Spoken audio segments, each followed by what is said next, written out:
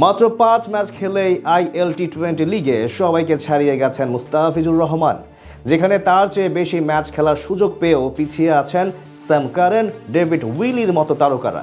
টুর্নামেন্টে 1 over hat trick সহ এখন অবধি সবচেয়ে নজর কাড়া পারফরমেন্স করেছেন দ্য ফিচ।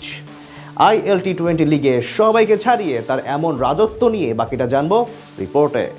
9 কোটি 20 লাখ রুপি বা প্রায় 12 কোটি 37 লাখ টাকা। আইপিএল তো বটেই, ফ্র্যাঞ্চাইজি টুর্নামেন্টে বাংলাদেশি ক্রিকেটার হিসেবে সবচেয়ে বেশি পারিশ্রমিকের বিনিময়ে 2026 আইপিএল খেলতে যাবেন মুস্তাফিজুর রহমান। নিলাম থেকে এমন চড়া দামে তাকে স্কোয়াডে ভিড়িয়েছে শাহরুখ খানের মালিকানাধীন ফ্র্যাঞ্চাইজি কলকাতা নাইট রাইডার্স।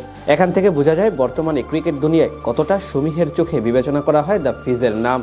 এর প্রমাণ অবশ্য দিয়ে যাচ্ছেন চলমান ILT20 লিগে।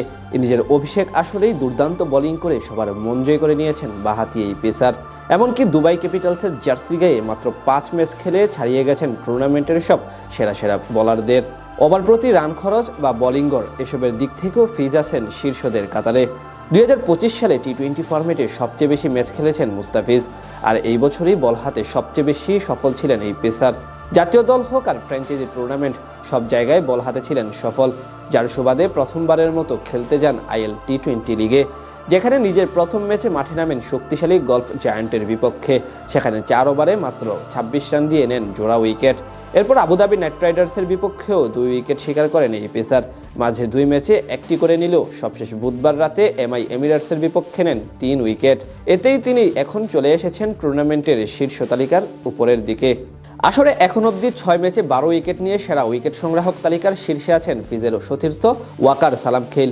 এরপর 2-এ থাকা তানভীর নিয়েছেন 7 ম্যাচে 11 উইকেট। আর তাদের দুজনের চেয়ে 2 ম্যাচ কম, অর্থাৎ 5 ম্যাচ খেলে 9 উইকেট নিয়ে তৃতীয় সেরা বোলার এখন মুস্তাফিজ, যেই তালিকায় পেছনে ফেলেছেন Rashid Khan, David Willey, Sam কারেনদের মতো নামি দামি সব তারকাদের।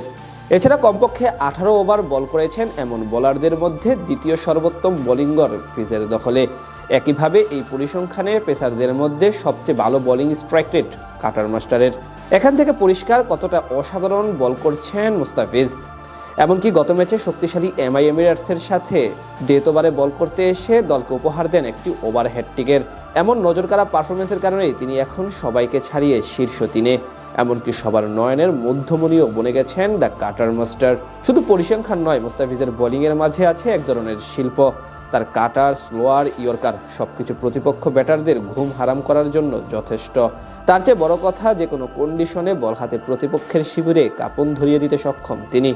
আর ফিজের এমন গড়, ইকোনমি রেট ও উইকেট শিকার করার সামর্থ্য, এসবই বলে দেয় তিনি শুধু বাংলাদেশ না, বিশ্ব ক্রিকেটের এক অন্যতম রত্ন।